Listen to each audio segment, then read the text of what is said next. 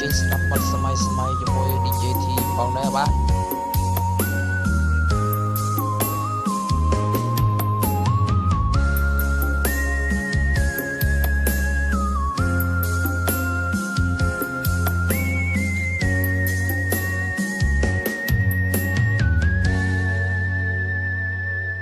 ទៀងមួយឃ្លាអូនប្រាំមិនពេលចេញទៅ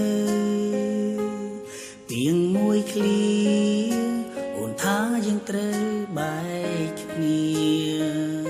ស្ដាប់ទៀងពងងារដល់ទ្រូងបងស្ទើរប្រេងបែកចង់ស្រែកសួរមេឃហេតុអ្វីយើងមានថ្ងៃនេះស្រឡាញ់ដំបូងអូនតែងសរសើរប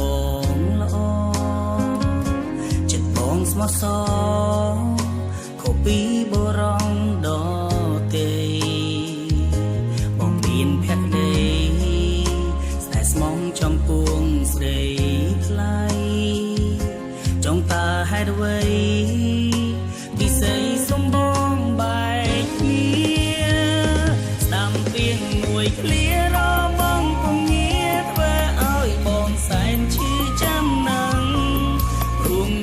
អូនក៏បានដឹងច្បាស់ថាបងក្រក្រៃគ្មានទ្រព្យធនអ្វីតែស្រីតែងតែជួយលើកទឹកចិត្តកុំឲ្យបងគិតពីរឿងវណ្ណាំងចង់ហែនអ្វីពេលនាងបដប់ឡើងប្រើពាងមួយឃ្លាលឺហើយឈឺចាំអ្វីអូនត្រូវការ